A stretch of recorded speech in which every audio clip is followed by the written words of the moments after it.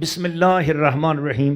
اس پارہ نمبر 9 میں 18 رکوع ہیں اور 3 آیات ہیں۔ 14 رکوع تو سورہ الاعراف کے ہیں اور آخری 4 رکوع اور 3 آیات سورہ الانفال کی ہیں۔ تو جو پہلا رکوع ہے اس میں سورہ الاعراف کی آیت نمبر 88 سے لے کر 93 تک کا مضمون ہے، جس میں حضرت شعیب علیہ السلام کی بات جو پچھلے پارے سے چلتی آ رہی تھی، 18ویں پارے سے شعیب علیہ السلام کی، تو حضرت شعیب علیہ السلام نے اپنی قوم سے یہ بولا کہ جب آسمانی قانون کا جو قوم مذاق اڑائے یا بے ادبی کرے یا نہ مانے، پھر اس قوم پر عذاب لازمی آ جاتا ہے۔ تو اے میری قوم کے امیر لوگوں، اے میری قوم کے سرداروں، اے میری قوم کے پیسے والوں، حضرت شعیب علیہ السلام کی جو قوم تھی وہ زراعت پیشہ تھی، ایگریکلچر میں وہ لوگ اس زمانے کے بڑے ماہر تھے۔ ناپ تول میں کمی نہ کرو، جب کوئی سودا کوئی بندہ پیسے دے رہا ہے تو اس کو چیز بھی اچھی دو، پوری چیز دو، جتنے پیسے لیے ہیں اس حساب سے چیز دو، اور ریٹ بھی زیادہ مت بڑھاؤ۔ جب تم دیکھو کہ لوگوں کے اندر کوئی ایسا موسم آ گیا فلان چیز کی ضرورت ہے، تم اس چیز کی ریٹ بڑھا دیتے ہو اور یوں تم نفع کرتے ہو۔ یا لوگوں کو کوئی چیز ضرورت ہے، تم بڑے بڑے سٹوروں کے اندر اس چیز کو روک دیتے ہو تاکہ لوگوں میں وہ چیز کم ہو۔ جب کم ہوگی تو ریٹ بڑھیں گے، لوگ مانگیں گے تو ہم منہ مانگے داموں سے اس کو بیچیں گے۔ اس کو ارتکاز کہتے ہیں اور احتکار کہتے ہیں۔ یہ دو ایبریویشن ہیں اسلامک ٹرمینالوجی۔ ارتکاز کا مطلب ہے دولت چند ہاتھوں میں رک جائے۔ احتکار کہتے ہیں منڈی کے اندر اپنے اپنے کولڈ اسٹوریج میں یا اسٹوریج میں مال کو روک دینا اور عوام تک وہ چیز نہ پہنچے۔ جیسے میں جس زمانے کے اندر یہ تفسیر بیان کر رہا ہوں، یہ سن 1444 ہجری کا رمضان ضرور ہے، مگر عیسوی لحاظ سے دنیا بھر میں جس کیلنڈر کو زیادہ معروف حیثیت حاصل ہے وہ سن 2023 ہے۔ تو یہ 2023 کے اندر میں جس علاقے میں بیٹھا ہوں، یہ پاکستان ملک کا نام ہے پاکستان۔ اس زمانے میں ایک ملک ہے، اس کا نام پاکستان ہے۔ آئندہ آنے والی صدیوں میں پتہ نہیں، سن 10,023 جب ہو شاید ہمارا بیان تو موجود ہوگا، لیکن پتہ نہیں دنیا میں پاکستان ہوگا کہ نہیں ہوگا، یا کوئی ملک کسی اور نام کے ہو جائیں۔ کسی زمانے کے ملک بدل گئے، بستیاں بدل گئیں، ختم ہو گئے بڑے بڑے لوگ، بڑی بڑی تہذیبیں ختم ہو گئی، تو ہم کس باغ کی مولیاں؟ دعا کرو اللہ ہمیں ہمیشہ قرآن کے ساتھ جوڑے رکھے، بولو آمین۔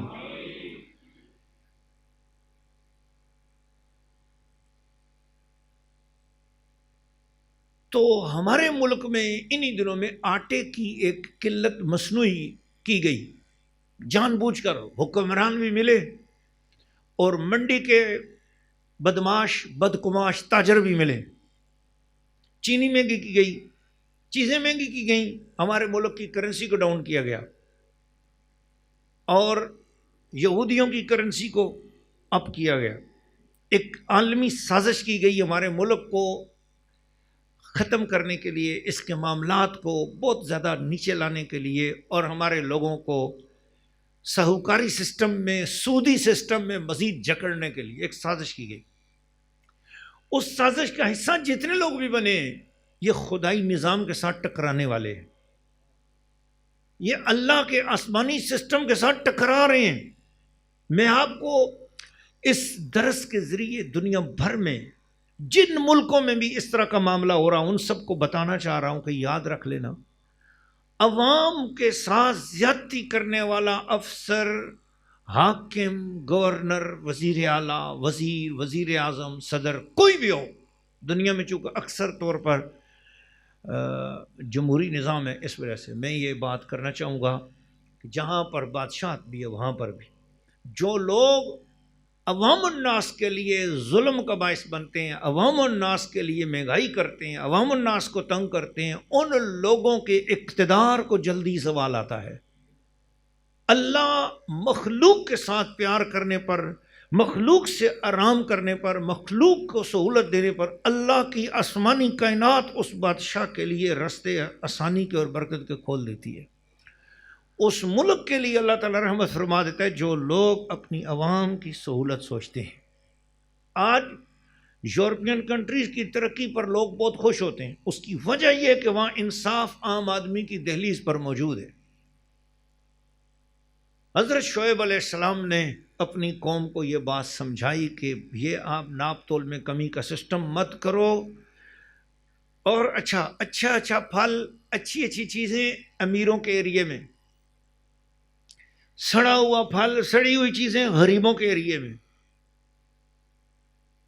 عالی شان قسم کا ایک نمبر عالی شان قسم کا غلہ اچھے علاقوں میں اور وہاں سستے بھاؤ، اور سڑا ہوا غلہ یا دو نمبر مال وہ غریبوں کے ایریے میں مگر وہ بھی مہنگا۔ تو یہ جو معاشرے کے اندر دو قسم کے معیارات ہیں یہ آج کی ایجاد نہیں ہے، یہ حضرت شعیب علیہ السلام کے زمانے میں یہ ایگریکلچر کے اندر اس قسم کی بدعنوانی، بددیانتی ہوئی، شعیب علیہ السلام نے ان کا مقابلہ کیا۔ چنانچہ ان لوگوں نے حضرت شعیب علیہ السلام کے ساتھ یہ کہا کہ اگر آپ کا کنبہ عزت والا نہ ہوتا، اگر آپ کا فلاں افسر آپ کا مرید نہ ہوتا، فلاں شخص آپ کا عزیز نہ ہوتا، تو لرجمناک، ہم آپ کو پتھر مار کے ہلاک کر دیتے، پتھر مارتے، آپ کو پتھر مار کے ہلاک کرتے۔ آپ ہمیں یہ سکھائیں گے معیشت؟ آج کے ہنڈے بھی بولتے ہیں کہ یہ مولوی ہمیں معیشت سکھائیں گے۔ آج کا ہنڈا بھی بولتا ہے کہ یہ قرآن پڑھنے والوں کو کیا پتا ہے کہ دور حاضر کی جو اکنامک سسٹم ہے، جو بینکنگ سسٹم اور بینکنگ نظام ہے، اس کو مولوی کیا جانے، ان بیچاروں کو کیا پتا۔ اے بدماشو، اے دور حاضر کے اس چکا چوند کے اندر اپنے آپ کو بہا دینے والوں، مڑو واپس، تمہیں میں مدینہ شریف کی گلی دکھانا چاہ رہا ہوں۔ دنیا جتنی مرضی ترقی کر جائے، یاد رکھ لینا جہاں بہت زیادہ ترقی کر کے پہنچے گی نا تو وہاں دیکھے گی کہ اس سے پہلے کملی والے کے نالین شریف کا قدم وہاں پر لگا ہوا ہے۔ عروج جتنا مرضی پالو، یہ یاد رکھ لینا عروج کی کمال مصطفیٰ کریم کے قدموں کے اندر موجود ہے۔ حضور کے در کو چھوڑ کر کسی نظام میں بھی ترقی نہیں ہے۔ سوشلزم اٹھا، اپنے منہ کے بل گرا، اسلام کے ساتھ اس نے ٹکر لی۔ رشیا میں دیکھ لیں کیا حال ہوا، اسلام آج پھر وہاں پر زندہ باد ہے۔ سوشلزم مردہ باد ہو چکا ہے، کمیونزم مردہ باد ہو چکا ہوا ہے۔ ہر ایک سسٹم آیا، روٹی کپڑا مکان کی بات کی، لیکن آخر سارے سسٹم برباد ہو گئے۔ آخر ساری دنیا نے مجبور ہو کر دیکھا تو گنبد خضرا سے رحمت للعالمین اپنے ہاتھ پھیلاتے ہوئے نظر آئے، اب بھی آ جا، اب بھی کچھ نہیں بگڑا، ہم تو اب بھی تیرا انتظار کرتے ہیں۔ حضرت شعیب علیہ السلام نے جب یہ باتیں کہیں تو اس کے لوگوں نے جب اس طرح انکار کیا حضرت سیدنا شعیب علیہ نبینا علیہ السلام کا، تو آپ نے فرمایا کہ اے لوگوں، تمہیں میرے خاندان کی زیادہ پرواہ ہے، میرے لوگوں کی زیادہ پرواہ ہے، تمہیں اللہ کی پرواہ نہیں ہے۔ چنانچہ دو گروپ ہو گئے قوم میں، ایک گروپ حضرت شعیب علیہ السلام کے ساتھ، دوسرا گروپ جدید ترقی یافتہ راتوں رات مال بنانے والوں کا۔ اچانک ان کو زلزلہ آیا، زلزلہ آیا، صرف امیروں کی کوٹھیاں، صرف امیروں کے باغات، صرف امیروں کے علاقے برباد ہو گئے، زمین میں دھنس گئے، الٹ پلٹ کر کے رکھ دیا۔ اور صبح اٹھے جتنے لوگ حضرت شعیب علیہ السلام کے ساتھ تھے ان کی گھاس کا پتا بھی نہیں ٹوٹا، ان کی جھونپڑیاں بھی سلامت، ان کی بکریاں بھی سلامت، ان کی ایک ایک چیز سلامت، کسی کو نقصان نہیں ہوا۔ چاہے 100 کوٹھیوں کے بیچ میں ایک جھونپڑی تھی، وہ 100 کوٹھیاں اللہ نے غرق کر دیں، آپ کے ساتھ نبی کے ساتھ نسبت رکھنے والے کی جھونپڑی کو اللہ نے سلامت رکھا۔ تو ہم آج بھی یہ کہتے ہیں کہ دامن مصطفیٰ سے جو لپٹا یگانہ ہو گیا، جس کے حضور ہو گئے اس کا۔ اس کے بعد اللہ پاک نے آیت نمبر 94 سے 99 تک اگلا جو رکوع ہے اس میں فرمایا کہ ہم نے جو بھی کوئی بستی بنائی اس کے اندر کسی نہ کسی ڈر سنانے والے کو ضرور بھیجا۔ جب ان کو سمجھایا کہ وہ باز آئیں، جب وہ باز نہ آئے پھر ہم نے ان کے اوپر خوشحالی کے دروازے کھول دی۔ یہ خاص بات ہے، پلیز توجہ سے سنیے گا میری بات۔ جب باز نہ آئے ہم نے ان پر خوشحالی کے دروازے کھول دیے، ان پر بڑی آسانیاں ہو گئی۔ وہ جی میں تو شراب بیچ لیتا ہوں، مجھے تو کوئی پولیس نہیں پکڑتی، میں تو جوا کھیل لیتا ہوں، مجھے تو کچھ نہیں ہوتا، میں تو سٹا کھیل لیتا ہوں، مجھے تو کچھ نہیں ہوتا، جی ہمارے بچے تو بیمار نہیں ہوتے۔ یہ کیا بات ہے؟ ہمسایہ کسی پیر صاحب کا مرید ہے، کسی اللہ والے کا مرید ہے، نیک طریقے سے چلتا ہے، ذرا سی کو غلطی ہوتی ہے تو اس کو ٹھوکر لگتی ہے، اس کے گھر بڑی مصیبت آتی ہے۔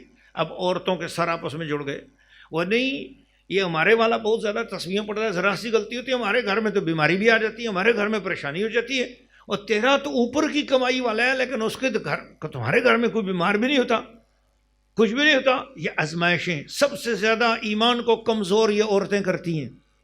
اور تو جہاں سے بھی ہو لے کے آ، بس میں نے کھانا ہے، مجھے چاہیے، مجھے خرچہ چاہیے، جہاں سے ہو لے کے آ۔ خبردار اے عورتوں، صبر کرو، اپنے گھر والوں سے کہو جب بھی لے کے آ حلال لے کے آ، تھوڑا لے کے آ پر حلال لے کے آ، ہمیں حرام نہیں چاہیے۔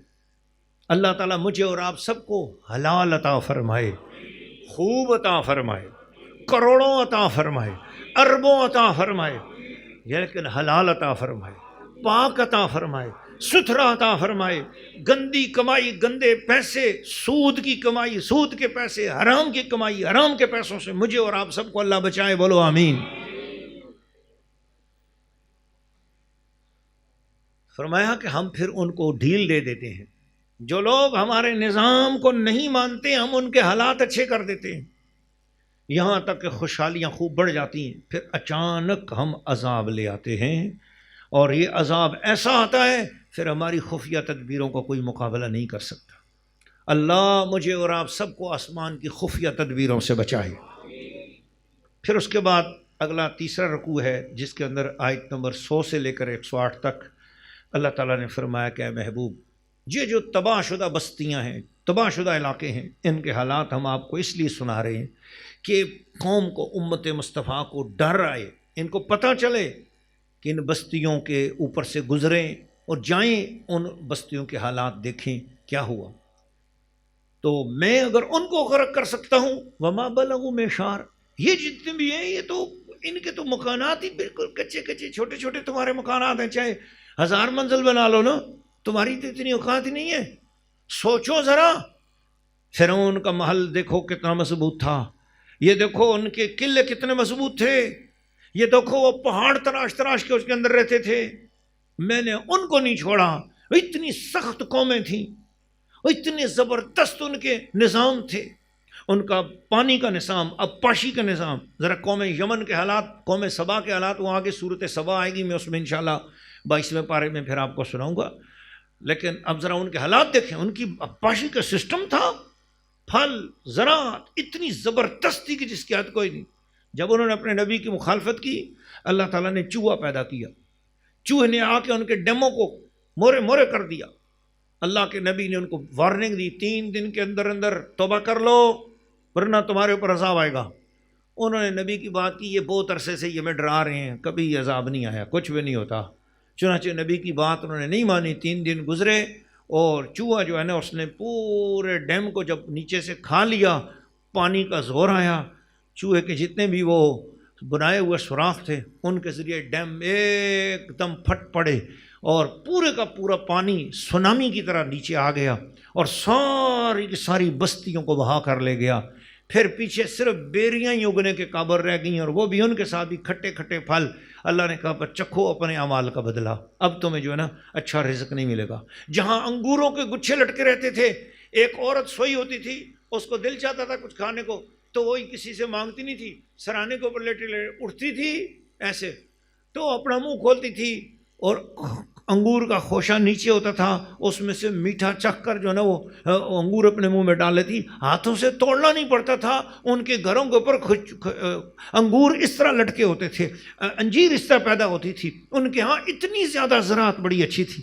لیکن جب وہ نبی کی مخالفت کی، اللہ نے ان کے سارے ڈیفنس سسٹم، ان کے سارے اچھے ترقیاتی رزق کا نظام اللہ نے ختم کر دیا۔ اللہ مجھے اور آپ سب کو ہمیشہ نبی کی غلامی عطا فرمائے۔ بس نبی کی غلامی کرو گے تو اللہ فرماتا ہے جنگل میں بیٹھ جاؤ گے، رزق میں تمہیں وہاں پر بھی پہنچا دوں گا، رزق تمہیں وہاں پر بھی، رزق کی گھبرانا نہیں ہے، بس میرے مصطفیٰ کے ہو کے رہو گے، تمہاری جھوپڑی میں بھی بادشاہوں جیسا سکون پیدا کر دوں گا۔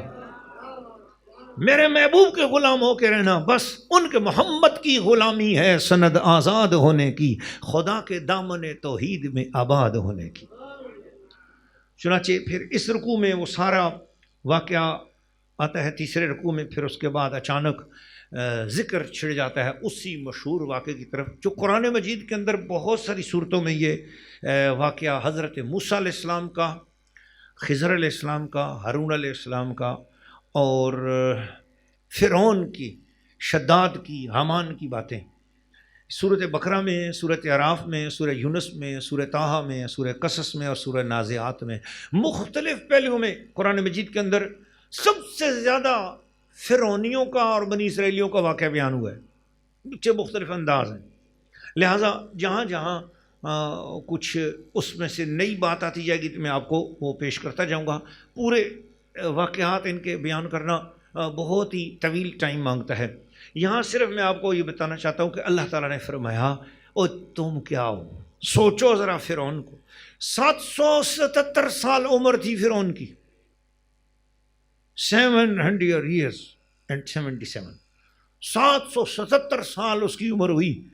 اس درمیان اس کے سر میں بھی درد نہیں ہوا، کبھی زکام نہیں ہوا، اس کو نزلہ نہیں لگا، اس کو اپنی اتنی اچھی باڈی اور اتنی اچھی صحت کی بنا پر اس نے سمجھا کہ میرے پاس پیسہ بھی ہے، صحت بھی ہے، مال بھی ہے، حسن بھی ہے، جوانی بھی ہے، سب کچھ ہے، تو میں لوگوں سے کیوں نہ کہوں کہ مجھے خدا مان لو، تو تب میں تمہیں پیسے دوں گا، تنخواہ دوں گا، تب میں تمہارے روزی میں اضافہ کروں گا۔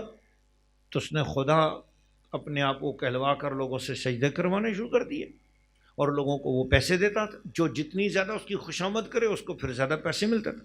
آج بھی یہ فرعونی سسٹم موجود ہے، ہمیں ووٹ دو تب ہم تمہیں سہولیت دیں گے، ووٹ نہیں دو گے، جنہوں نے ووٹ نہ دی ان کے علاقے میں کام ہی نہیں کرانا، ان سے انتقام لینا ہے، وہ آ کر کھڑے رہیں تو ان کی آفس میں جو ہے نا تذلیل کرنی ہے، کیوں؟ انہوں نے ہمیں ووٹ نہیں دیا تھا۔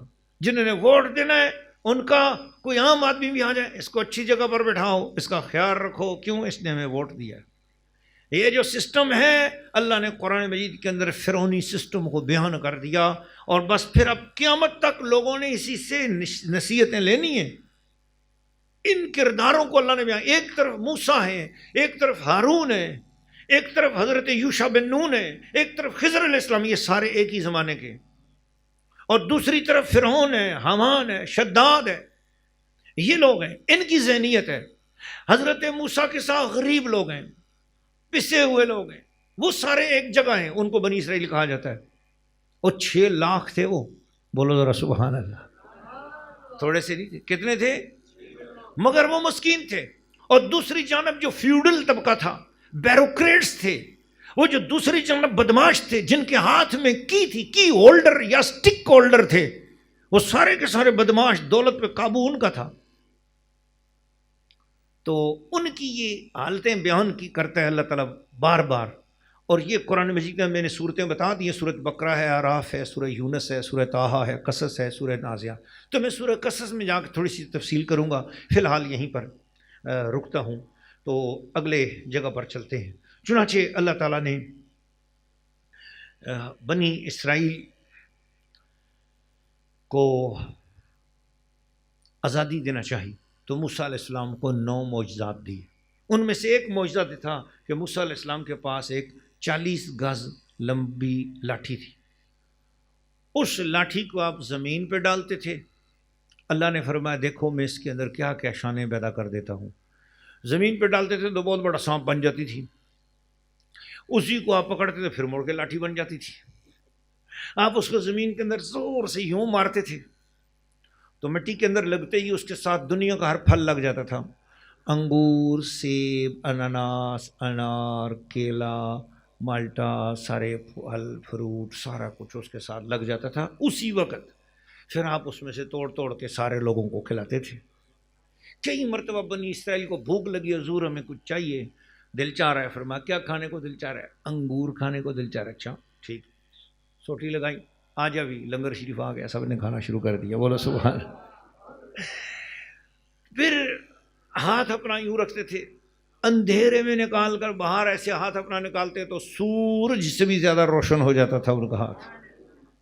بیمار آ گیا، حضور بڑا بیمار ہے، بڑا سخت ہے، بس ڈاکٹر کہہ رہے ہیں، حکیم کہہ رہے ہیں مر جائے گا بھی۔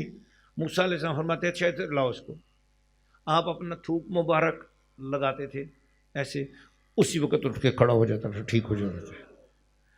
مردہ لے کے آتے حضرت موسیٰ علیہ السلام، مردے کے ہاتھ لگاتے وہ زندہ ہو جاتا تھا۔ ایسی ایسی اللہ پاک نے ان کو نشانیاں عطا فرمائی تھیں۔ ان نشانیوں کو جب لے کر فرعون کے دربار میں گئے تو فرعون نے کہا یہ تو بہت بڑے جادوگر ہیں۔ چنانچہ یہاں سے اگلا رکوع نمبر 4 شروع ہو جاتا ہے، یہ ہے پارہ نمبر 9 سورہ الاعراف۔ اس کا آیت نمبر 109 سے 126 تک کا مضمون ہے کہ فرعون نے کہا کہ چلو اطلاع دو سارے فی المدائن حاشرین، پورے مصر کی ہر بستی میں اطلاع دو اور جتنے جادوگر ہیں ان کو جمع کرو۔ ان کا مقابلہ جو ہے نا میں جادوگروں کے ذریعے کرتا ہوں، حضرت موسیٰ کو اور حضرت ہارون کو۔ چنانچہ اللہ تعالیٰ نے یہ فرمایا کہ اے میرے پیارے موسیٰ اور اے میرے ہارون، یہ ہے تو میرا نافرمان بندہ، ہے تو متکبر، پر آپ نے اس کے ساتھ ذرا بڑی سموتھلی اور بڑی سافٹ گفتگو کرنا، سخت بات نہ کرنا، کوئی بھی پیار سے بات کرنا۔ میرے اللہ کی رحمت دیکھو نا، 750 سال سے خدا کا نافرمان ہے اور اللہ اس نافرمان کے ساتھ بھی بات کرنے کے لیے کہ کسی طرح مڑ کے میری رحمت کے رستے میں آ جائے، اپنے نبیوں کو کہہ رہا ہے کہ اس سے ذرا پیار سے بات کرنا۔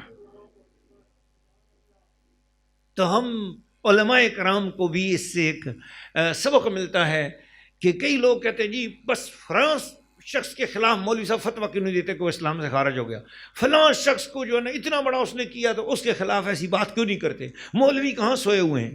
ارے بابا مولوی جاگتے ہیں، لیکن مولویوں کو پتہ ہے کہ اللہ نے پیغمبروں کو بھی فرمایا ہے کہ پیار سے بات کرنا، لہٰذا مولویوں کو پیار سے بات کرنے کا حکم ہے کہ فرعون جیسا بھی بندہ ہو تو اس سے بھی محبت کے ساتھ بات کرو، بولو ذرا سبحان اللہ۔ چنانچہ انہوں نے جادوگر بلا لیے اور مقابلہ شروع ہو گیا۔ یہ کافی لمبا رکوع ہے، مقابلہ شروع ہوا۔ جادوگروں نے اجازت مانگ لی، اے موسیٰ آپ اپنا معجزہ پہلے دکھاتے ہیں یا ہم اپنا کرتب دکھائیں؟ اجازت مانگنا ادب کی نشانی تھی، بس اللہ کو ان کا یہ ادب کرنا پسند آ گیا۔ اللہ نے فرشتوں سے کہا فرشتوں یہ جیسے بھی ہیں نا جادوگر، لیکن بلائے ہوئے فرعون کے ہیں، خرچہ سارا فرعون کا ہوا ہے، لیکن مجھے اچھے لگ گئے کہ انہوں نے اپنا کام کرنے سے پہلے نبی سے اجازت مانگ لی ہے، میرے نبی کا احترام کر لیا، میں چاہتا ہوں ایمان ان کے دل میں داخل کر دیا جائے۔ چنانچہ حضرت موسیٰ نے فرمایا چلو تم اپنا دکھاؤ، اجازت ہو گئی۔ انہوں نے اپنی رسیاں اور لاٹھیاں جو ہے نا اٹھا کر ایسے پھینکی۔ اب بہت بڑا میدان تھا اور اس کے اندر پورے مصر کی عوام دیکھنے کے لیے آئی ہوئی تھی، دوپہر کا ٹائم تھا 10 بجے کا، تو اب وہ تقریباً کہتے ہیں کہ 600 لاٹھیاں تھیں یا 6000 لاٹھیاں تھیں اور 6000 رسیاں تھیں جو انہوں نے ایسے پھینکیں اور ان کے اوپر جو پڑھ کر کوئی منتر پھونکا تو وہ یخیل الیہم، تمام کے تمام لوگوں کی آنکھوں پہ جو ہے نا وہ ایسے نظر بندی ہو گئی، اور وہ دوڑتے ہوئے سانپ نظر آئے سب کو، اور پھر فرعون کے جو درباری تھے انہوں نے تالیاں بجائیں اور پورا گراؤنڈ جو ہے نا وہ پورا علاقہ وہ گونج اٹھا، نحن الغالبون، ہم تو غالب ہو گئے، ہم تو غلبے والے ہو گئے، ہم تو غلبے والے ہو گئے۔ تو حضرت موسیٰ خیفہ موسیٰ علیہ السلام نے اپنے دل میں فاوجس منہم خیفہ، حضرت موسیٰ علیہ السلام کو تھوڑا سا دل میں خیال آیا، وہ یہ بھی اتنی لاٹھیاں جو ہے نا دوڑ رہی ہیں اور سانپ بن رہی ہیں، لوگوں کا تو ایمان خراب ہو جائے گا۔ قلنا لا تخف، ہم نے موسیٰ علیہ السلام کے کان میں کہا آپ نہ گھبراؤ، میں آپ کے ساتھ ہوں، انی معکما اسمع و ارا، میں آپ دونوں کے ساتھ ہوں، میں سن بھی رہا ہوں اور میں دیکھ بھی رہا ہوں یہ کیا ہو رہا ہے۔ اللہ ہمیشہ نبی کے ساتھ ہوتا ہے، بولو نا سبحان اللہ، کیا خوبصورت بات ہے۔ انی اسمع و ارا، میں دیکھ رہا ہوں یہ کیا ہو رہا ہے۔ چنانچہ فرمایا فَأَلْقِ مَا فِي يَمِينِكَ تَلْقَفُ مَا يَأْفِكُونَ، آپ کے ہاتھ میں جو ہے نا اس کو ذرا ڈال دو، پھر دیکھو تماشا۔ چنانچہ حضرت موسیٰ علیہ السلام نے کہا ہاں بھئی تم نے اپنا منظر دکھا دیا، انہوں نے کہا جی ہم نے اپنا کرتب دکھا دیا۔ بھائی پھر اب دیکھو، آپ نے آ کر وہ لاٹھی ایسے آرام سے زمین پہ ڈالی اور اسے چھوڑا، وہ ایک دم ازدہ بن گئی۔ تلقف ما یافکون، جو کچھ رسیاں تھیں لاٹھیاں تھیں ان کو اس نے کھا لیا، 600 یا 6000 لاٹھیاں کھا گئی۔ موسیٰ علیہ السلام کی لاٹھی نہ تو وہ بڑی ہوئی، نہ وہ موٹی ہوئی، نہ وہ تکڑی ہوئی، جیسی لاٹھی تھی ویسی لاٹھی رہی، اور سانپ کھا گئی۔ جب وہ سانپ کھا گیا سب کچھ، تو کھانے کے بعد سانپ کم از کم موٹا تو ہوتا ہے نا، 600 یا 6000 لاٹھیاں کھا لیا، پھر وہ تھوڑی سی تو نہیں تھی، بہت تھی نا، لیکن اس کے قد بت میں کوئی فرق ہی نہیں آیا۔ حضرت موسیٰ علیہ السلام نے آرام سے اس کو پکڑ لیا تو پھر لاٹھی بن گئی۔ جب جادوگروں نے یہ منظر دیکھا وہ سمجھ گئے دس از ناٹ میجک، یہ جادو نہیں ہے، ہم پورے مصر کے مشہور جادوگر ہیں لیکن یہ جادو نہیں لگتا۔ ان جادوگر کو بڑے نے کہا کہ یار یہ تو سچی رسالت ہے، یہ نبوت ہے، یہ سچے ہیں، ایک طرف فرعون کا انعام ہے اور ایک طرف نبوت ہم نے آنکھوں سے دیکھ لی ہے، چھوڑو یار، انعام تو دنیا کے ملتے ہی رہتے ہیں، نہ ملے تو کیا ہوا، نبی کا دامن کہیں ہاتھ سے نہ چلا جائے۔ بھرے مجمع میں ان جادوگروں نے وَأُلْقِيَ السَّحَرَةُ ساجدین، سارے کے سارے جادوگر سجدے میں گر گئے اور سجدے میں گر کے بولنے لگے ہم اس فرعون کو نہیں مانتے، آمنا برب موسیٰ و ہارون، یہ جو موسیٰ و ہارون جس خدا کو مانتے ہیں ہم اس کے سامنے سجدہ کر رہے ہیں۔ کوئی چھوٹی سی بات نہیں، پورے مصر، یہ جو آج کا شام، آج کا ترکی، آج کا یمن، یہ جو آج کا فلسطین، آج کا اسرائیل، جو سارے اس وقت مصر میں شامل تھے، اس سب مصر کی اتنی بڑی پبلک کے سامنے وہ اللہ کے حضور جھک کر اللہ کی توحید کا اعلان کر رہے ہیں، اسی لیے قرآن قیامت تک ان کے تذکرے فرما رہا ہے۔ کوئی مصطفیٰ کا ہو کر تو دیکھے نا جی، آئے دل تو کیا چیز ہے، ہم روح میں ہو اترے ہوتے، تم نے چاہا ہی نہیں چاہنے والوں کی طرح، ان کا کوئی ہو جائے پھر اللہ اس کے تذکرے ہر جگہ پر بیان فرماتا ہے۔ کہاں وہ اسلام آباد کے اندر پولیس کا ایک کانسٹیبل تھا، اسے کون جانتا تھا، لیکن وہ ہو گیا نا حضور کا، تو آج مزار بھی بنا ہوا ہے اور مسجد بھی بنی ہوئی ہے۔ اس کے بعد آیت نمبر 127 سے 129 تک کا رکوع نمبر 5 ہوتا ہے، جس میں موسیٰ علیہ السلام کے بارے میں اللہ تعالیٰ فرماتا ہے کہ دیکھو فرعون ان کا کچھ نہ بگاڑ سکا، فرعون کے پاس پوری طاقت ہونے کے باوجود پھر بھی ہر پیسہ ہر چیز اس کے پاس، لیکن ان عاشقان موسیٰ، عاشقان نبی، عاشقان رسول، عاشقان کلیم غریب تھے، نادار تھے، مسکین تھے، ظاہری حالات کچھ نہ تھے، اس کے باوجود بنی اسرائیلیوں کو وہ کچھ نہ بگاڑ سکا۔ چنانچہ پھر وہ بنی اسرائیل کے اندر اس نے حالات جب بگاڑنے شروع کر دیے، مہنگائی کر دی، تنگ کیا ان کو، تو پھر اس نے بنی اسرائیل میں ڈس انفارمیشن پھیلائی، دیکھو یہ حالات جو خراب ہو رہے ہیں نا یہ موسیٰ کی وجہ سے، یطیروا بموسیٰ، وہ کہنے لگا کہ یہ موسیٰ علیہ السلام کی وجہ سے تمہارے اوپر یہ حالات خراب ہو رہے ہیں۔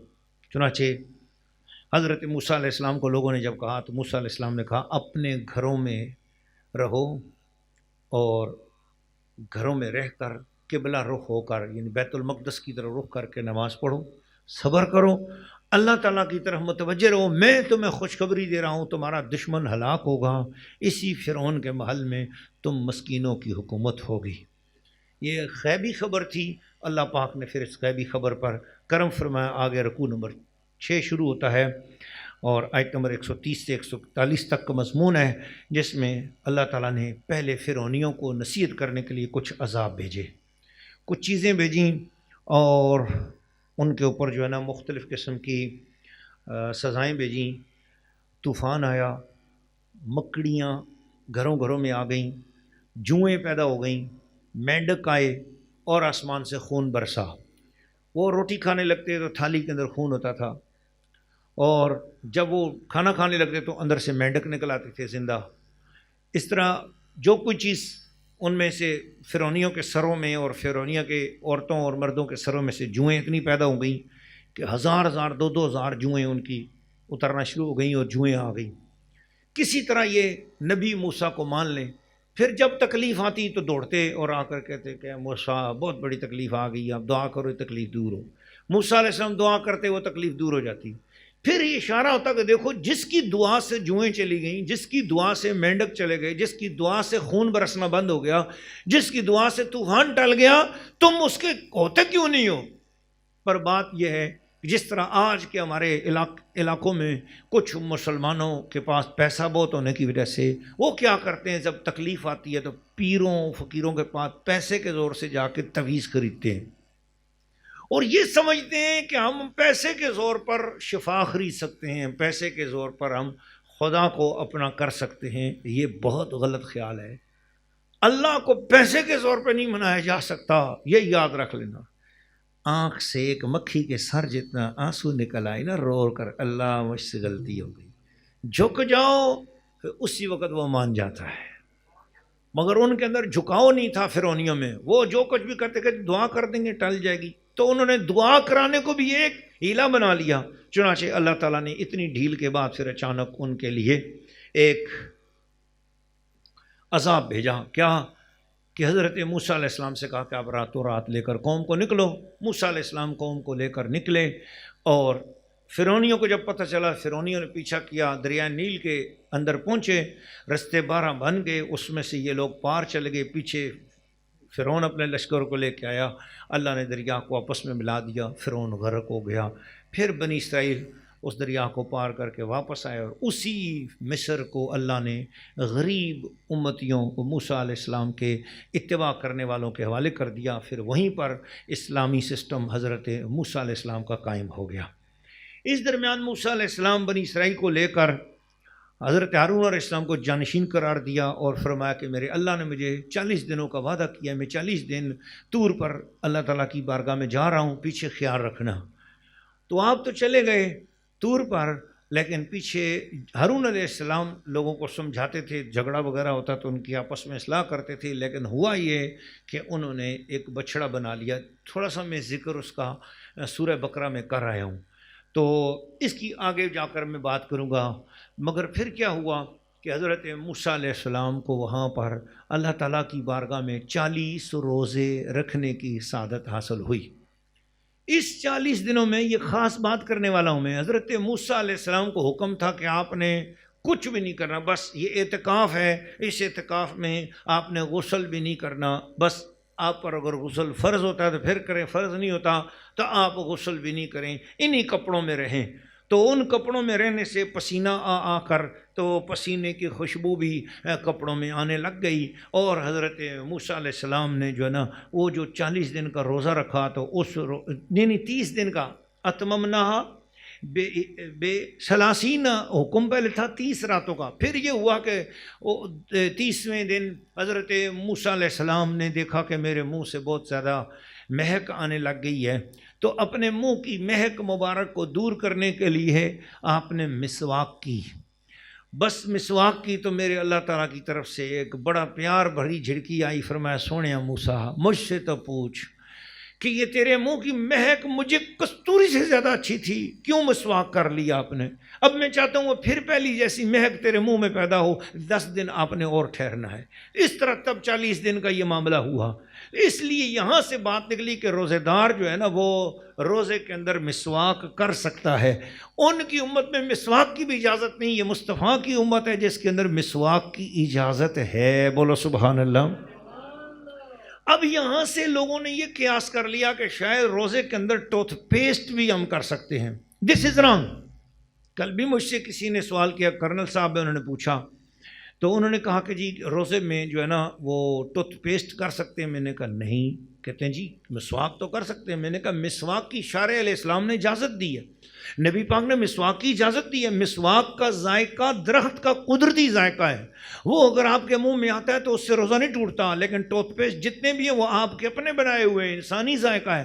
تو کھانے میں چینی میں یا وہ بھی ذائقہ ہی ہیں، تو اگر چکھا تو روزہ ٹوٹ جائے گا. تو اسی طرح ٹوتھ پیسٹ بھی اگر آپ نے چکھا تو روزہ ٹوٹ جائے گا، کیونکہ انسان کے بنائے ہوئے ہیں. لیکن درخت کی لکڑی جو ہے نا وہ چونکہ انسان کی بنائی نہیں اللہ کی ہے، اس لیے اس کی اجازت ہے اور اس سے روزہ نہیں ٹوٹتا، چاہے اس کی کتنی کڑواہٹ بھی محسوس ہو رہی ہو منہ میں. جیسے بعد مسواکوں کی ہوتی ہے کڑواہٹ، خاص کر جو جھاگ دینے والی مسواک ہے اس کی بھی کڑواہٹ ہوتی ہے. یہ کڑواہٹ اگر آپ کو محسوس ہو تو روزہ ٹوٹے گا نہیں. لیکن اگر آپ نے ٹوتھ پیسٹ کیا تو روزہ ٹوٹ سکتا ہے. اس کا ذائقہ اگر گلے میں چلا گیا تو روزہ ٹوٹ جائے گا. یہ احتیاط کر دی ہے. تو حضرت موسیٰ علیہ السلام کو جس وقت یہ آواز آئی نا 30ویں دن کے روزہ دار کہ منہ کی بو مجھے بہت پسند ہے، تو کہا یا اللہ میں تو نبی ہوں، یہ روزے دار کے منہ کی بو نبی ہونے کی وجہ سے پسند ہے. فرمایا اے میرے پیارے کلیم، بے شک کوئی بھی روزے دار ہو اس کے منہ کی جو بو ہے وہ تو مجھے پسند ہے، لیکن ایک امت آئے گی آخر الزمان نبی کی، وہ ہوں گے گناہگار، خطا کار، خطاؤں میں پڑے ہوئے ہوں گے، دن رات غفلت میں ہوں گے. لیکن اگر وہ سحری کر لیں گے اور اس کے بعد دن گزرے گا تو ان کی دوپہر کے وقت میدوں کی ہوا ان کے منہ سے جب خارج ہوگی تو ان سے بو آ رہی ہوگی. تو فرمایا کہ مجھے وہ بو ان کی کستوری اور مسک سے زیادہ مجھے اچھی لگ رہی ہوگی. تو اے موسیٰ سلام پڑھو، درود پڑھو اس محمد پر جو آخر زمان نبی آ رہے ہیں، کہ ان کی امت کے لوگ روزہ رکھیں گے، ان کے منہ سے بو آئے گی بھوک کی اور معدہ خالی ہونے کی وجہ سے، تو میں اس بو سے بھی پیار کروں گا. سوچو پھر اس محمد سے میں کتنا پیار کرتا ہوگا جس کے غلاموں کی بو بھی مجھے اچھی لگ رہی ہے. مجھے روزے دار سے پیار ہے. چنانچہ جب یہ بات ہوئی تو حضرت موسیٰ علیہ السلام کے دل میں تڑپ آ گئی کہ اتنی پیار ہے کرتا ہے اللہ. تو کہا یا اللہ میرے سے باتیں کر رہا ہے پردے کے پیچھے، میں ایک بات کرنا چاہتا ہوں. اللہ نے فرمایا کرو. اللہ میں تیرے دیدار کرنا چاہتا ہوں. اتنا بڑا سوال. اللہ اپنے نبی کے سوال کو منع تو نہیں کرتا، لیکن فرمایا موسیٰ یہ جو دنیا ہے نا اس میں جرت نہیں ہے کسی مقام کے اندر کہ وہ میرا دیدار سنبھال سکے. جو آپ دنیا میں کھڑے ہو، کوئی طور ہے مگر ہے تو دنیا میں نا.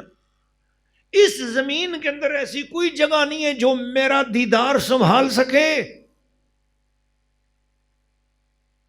اچھا چونکہ آپ نے دعا کر دی ہے، اب ایک بات ہے، یہ سامنے پہاڑ ہے نا، جو اس پہاڑ کو آپ دیکھو، میں اس پر اپنی تجلی ڈالتا ہوں. اگر یہ پہاڑ اپنی جگہ قائم رہا تو آپ بھی مجھے دیکھ لو گے. اگر یہ پہاڑ قائم نہ رہا تو پھر اس دنیا میں دیدار ممکن نہیں ہے. پھر آپ کے لیے دیدار کا کوئی اور سسٹم بنانا ہوگا. حضرت موسیٰ علیہ السلام کو فرمایا دیکھو، اب جس پہاڑ پہ کھڑے تھے نا اس کی چوٹی کو ایسے دیکھا یا اللہ کی تجلی آئی. روایتوں میں مختلف باتیں میں نے پڑھی ہیں مفسرین کی کہ 20,000 یا 20 لاکھ درخت تھے اس پہ، سرسبز و شاداب تھا. زیتون کے درخت پھلوں سے لدے ہوئے تھے اور 2 لاکھ سے زیادہ زیتون کے درخت لگے ہوئے تھے. چٹانیں تھی، کروڑوں ٹن وزنی چٹانیں تھیں. گھاس تھا، سبزے تھے، اور اس کے اندر عجیب قسم کی معدنیات تھیں. سب کچھ تھا. پر جیسے اللہ کی تجلی آئی بس کیا ہوا، وہ سارے کا سارا پہاڑ جل گیا، راکھ ہو گیا، ختم ہو گیا، ذرے اڑ گئے اس کے، اور موسیٰ علیہ السلام بے ہوش ہو کر زمین پر تشریف لے آئے۔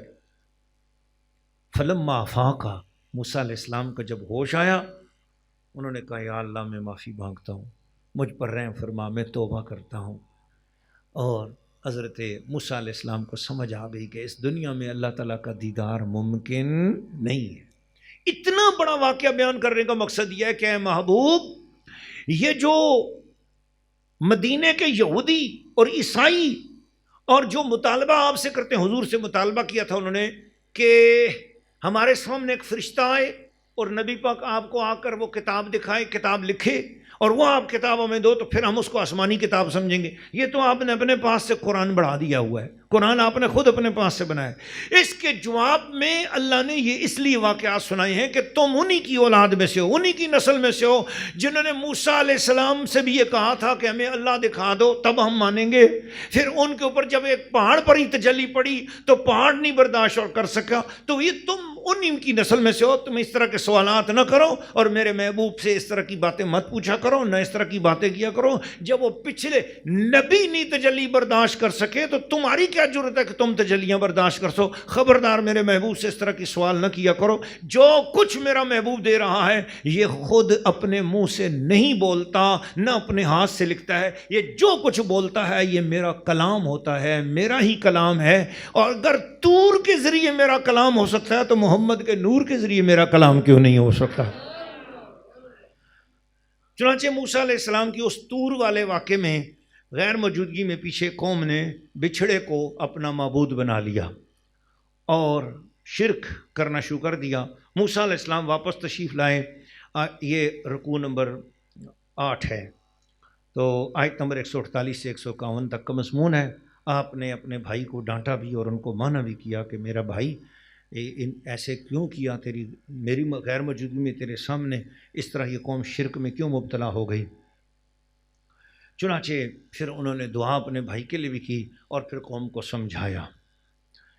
تو ان سب لوگوں نے اب اس کے بعد نور شروع ہوتا ہے، تو ان سب لوگوں نے کہا جی کہ آپ اللہ تعالیٰ کی ملاقات بھی کر کے آ جاتے ہو، اللہ سے باتیں کر کے آتے ہو، ہمارے لوگوں کو بھی لو، ہمیں بھی کبھی اللہ کی باتیں سناؤ۔ آپ نے اللہ تعالیٰ سے عرض کی مولا یہ عجیب قوم ہے، اب یہ کہتے ہیں ہمیں بھی اللہ کی باتیں سناؤ۔ اللہ نے فرمایا ان سے جو نیک لوگ ہوں، ولی اللہ لوگ ہوں، جنہوں نے کبھی شرک نہ کیا ہو، ان کو لے آؤ۔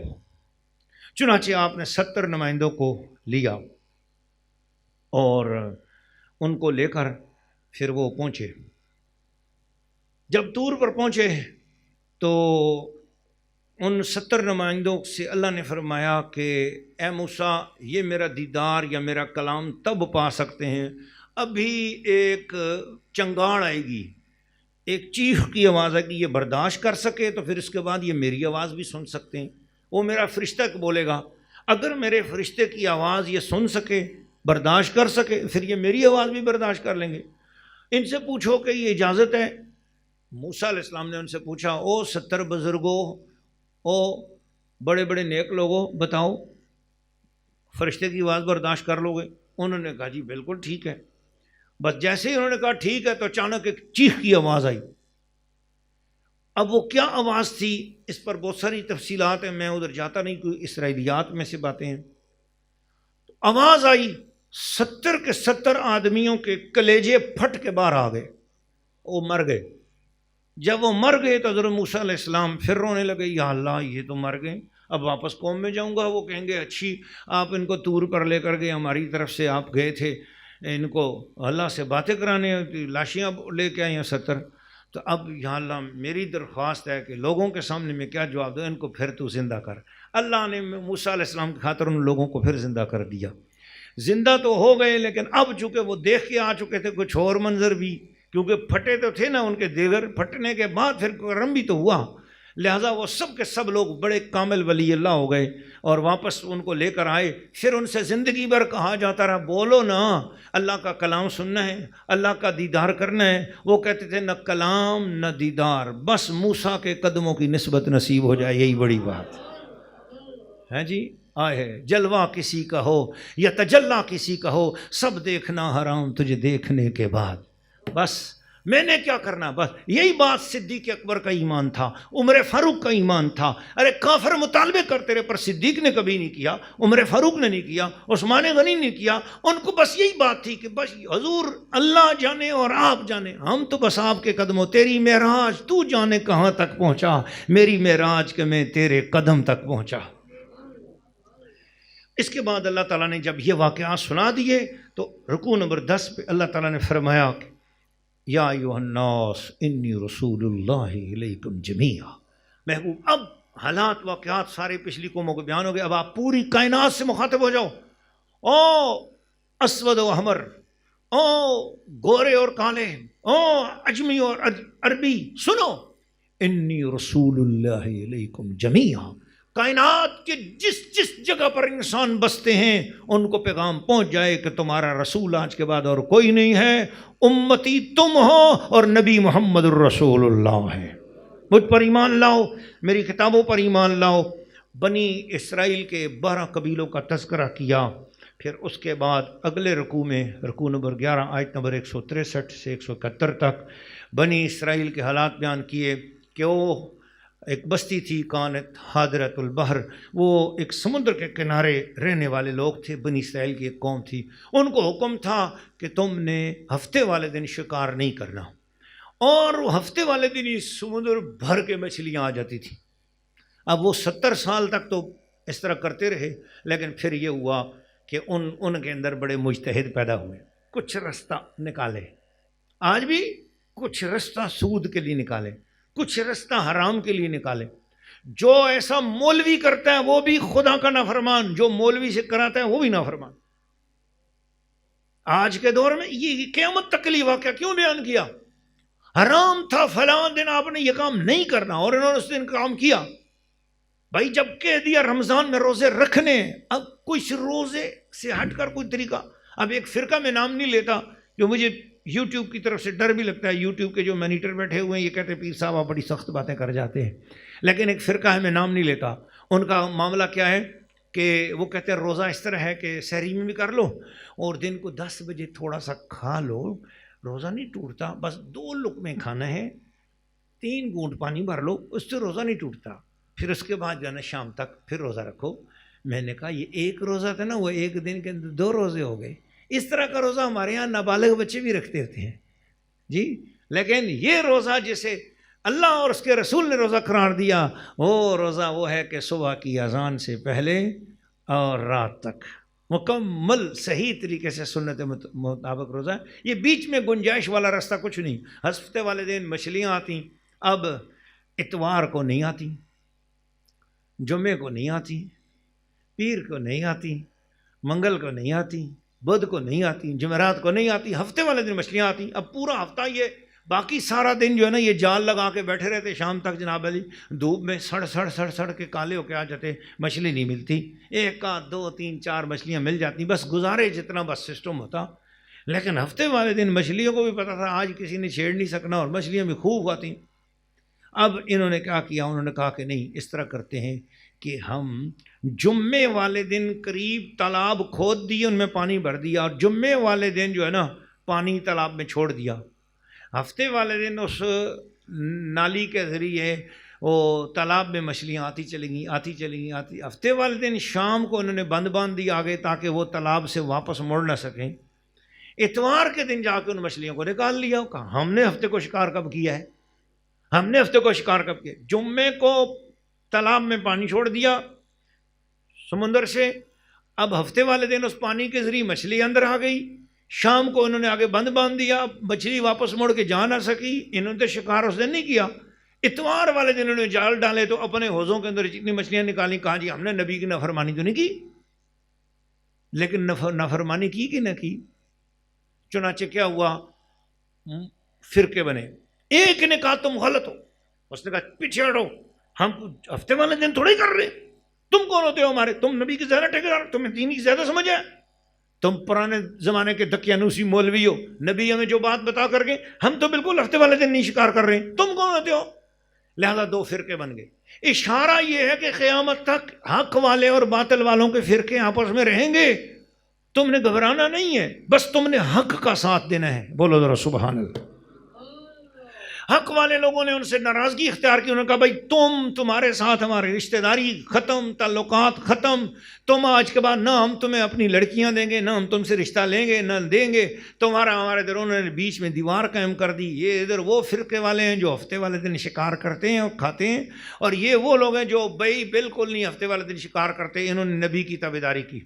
یہ نبی کی تابعداری کرنے والے بھی 70 سال استقامت پہ رہے، اپنی غربت پہ قبول کر لی. انہوں نے ہفتے والے دن شکار کیا تو مچھلی کو بیچ کر تو بہت بڑے بڑے امیر ہو گئے. ان کی دولت بے شمار، ان کی غربت بے شمار، مگر یہ نبی کی نسبت کے ساتھ جڑے ہوئے ہیں. غریب ہیں تو کیا ہوا، لیکن حرام نہیں کھائیں گے، نہ حرام اپنے بچوں کو دیں گے، نبی کے خلاف نہیں کریں گے. حالات خراب ہے تو کیا ہوا. اسی حالت میں ان کے کتنے سال گزرے. آخر اللہ تعالیٰ نے ایک دن عذاب بھیجا. عذاب کیا بھیجا؟ کونو قردۃ خاسئین. اللہ نے فرمایا چلو جس نے نبی کی نافرمانی کی ہے بندر بن جاؤ، خنزیر بن جاؤ، سور ہو جاؤ. اب یہ رات کو آواز آئی. یہ جو نبی کی غلامی والے کو پتہ بھی نہیں چلا. رات گزر گئی، صبح ہوئی تو انہوں نے دیکھا کہ ان کی طرف سے آج کوئی بندہ نہیں اٹھا ہے. کیا وجہ ہے؟ انہوں نے دیوار تو بنائی ہوئی تھی، دیوار چڑھ کر دیکھا تو پورا علاقہ ہی بندروں سوروں سے بھرا ہوا ہے. وہ ان کو بندر سور پہچانتے تھے کہ یہ فلاں ہمارا رشتہ دار ہے، لیکن یہ نہیں پہچان پاتے تھے کہ یہ کون ہے. وہ آ کر ان سے لپٹتے تھے اور بندر روتے بھی تھے. بس 3 دن اسی طریقے سے وہ روتے رہے، لیکن اللہ نے ان کی شکل نہیں پھر دوبارہ انسانی بنائی. 3 دن کے بعد سب کے سب ہلاک ہو گئے. آسمان سے سخت قسم کا پانی آیا، بارش برسی، ان کی لاشوں کو اٹھا کر سمندر میں بہا کر لے گئیں.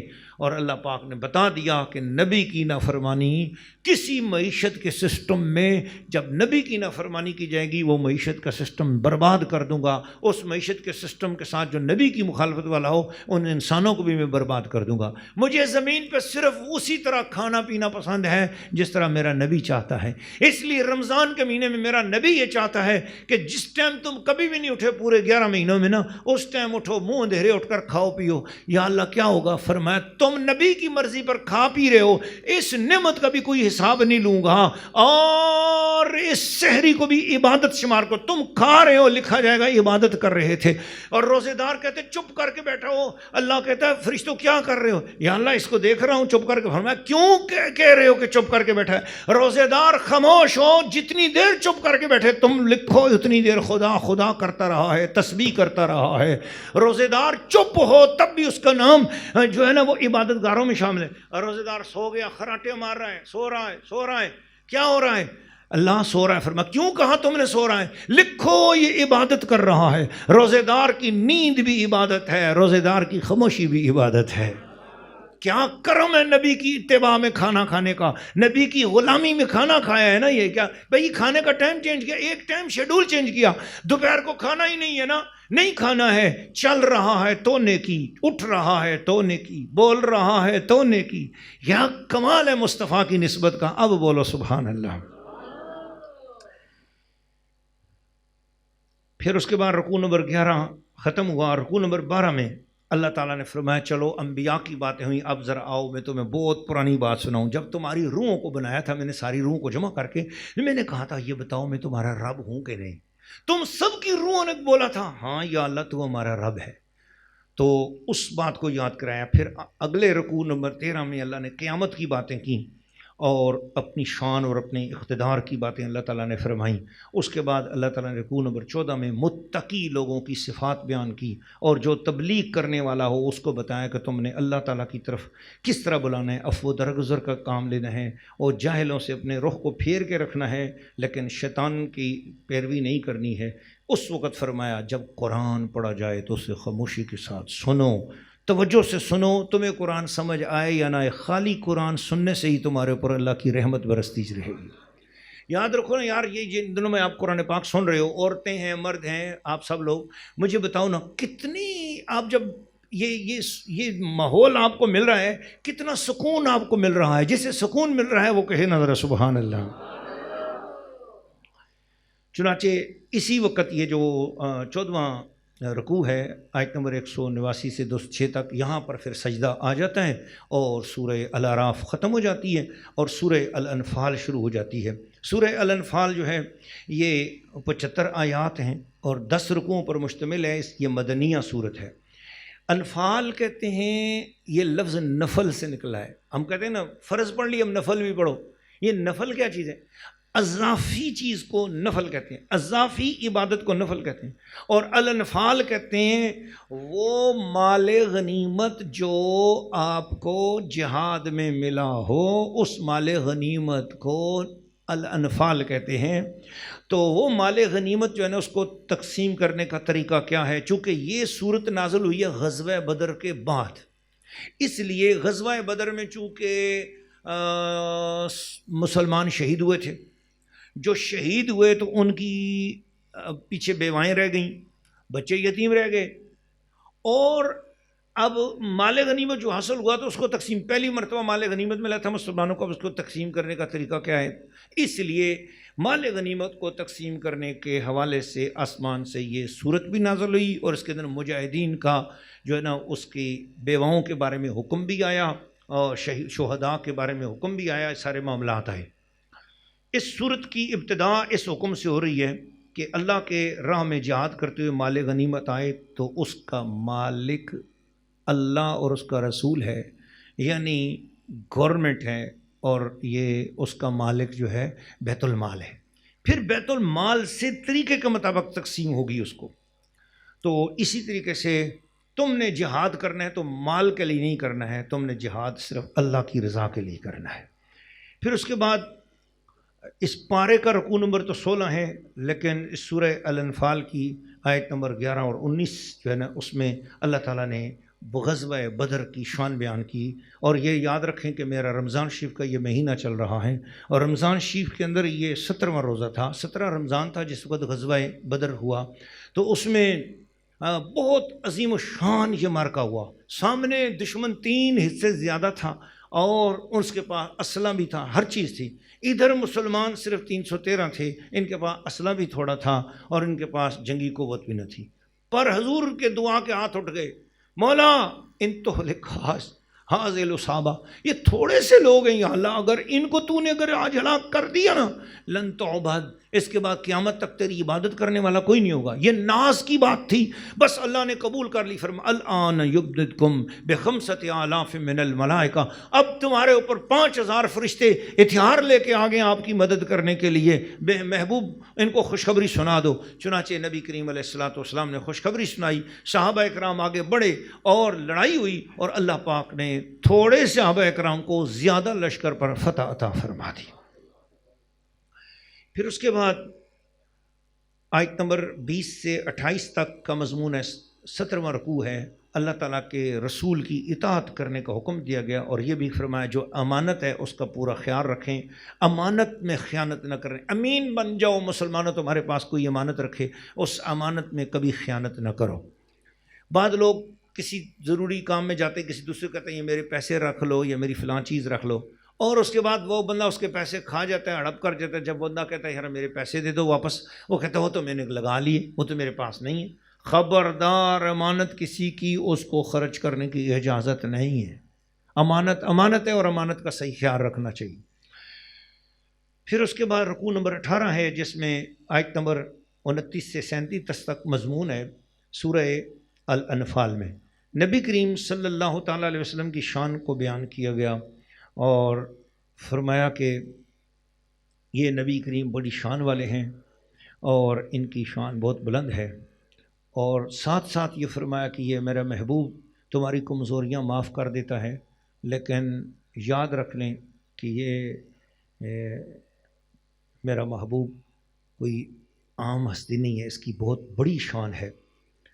تو ان مشرکوں کی اوقات کیا ہے؟ یہ تو بیت اللہ شریف میں تالیاں پیٹتے ہیں، سیٹیاں بجاتے ہیں خانہ کعبہ کے اندر، اور یہ کہہ رہے ہیں کہ ہم نے بہت بڑی خدمت کی۔ کیا ہوا؟ حاجیوں کو اگر پانی پلا لیا تو کیا ہوا؟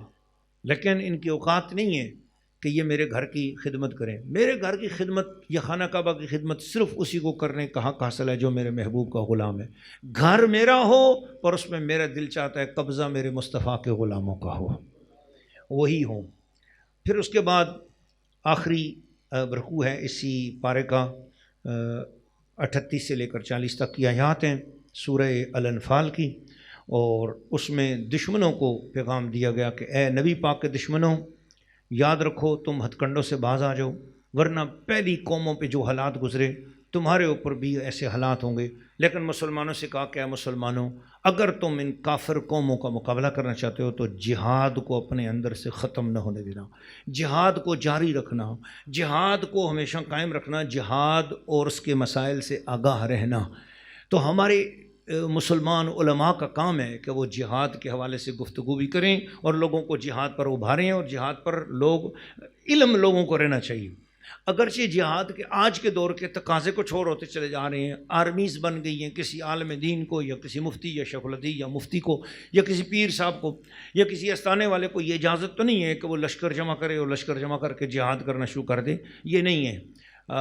اب چونکہ پورے مسلمانوں کی طرف سے ایک آرمی سسٹم، پوری دنیا کے ملکوں کا آرمی سسٹم بن چکا ہے، وہ آرمی جہاد کرتی ہے، لہٰذا یعنی یہ تو مطلب طریقے اور ہو چکے ہوئے ہیں، لیکن حکم تو وہی ہے، لہذا عوام الناس کو جہاد کے بارے میں جو ہے نا اویئرنیس دیتے رہنا چاہیے۔ پھر آرمی بھی جو ہے نا خود بخود زمین سے اگتی تو نہیں ہے، آرمی کے لوگ بھی ہمارے بیچ میں سے جاتے ہیں، جا کے آرمی بھرتے ہوتے ہیں، تو اگر ان کو جہاد کا پتہ ہی نہیں ہوگا تو وہ جہاد کیسے کریں گے؟ اس لیے ضروری ہے کہ آرمی کے لوگوں کو چاہیے، میجروں کو چاہیے، کرنلوں کو چاہیے، جنرلوں کو چاہیے کہ وہ جہاد کا باقاعدہ علم علماء کرام سے سیکھیں اور حاصل کریں۔ اللہ تعالیٰ اپنے حبیب کے صدقے اور وسیلے سے ہم سب کے حال پر لطف کرم فرمائے۔ اسی کے ساتھ اجازت چاہتا ہوں، وما علینا الا البلاغ المبین۔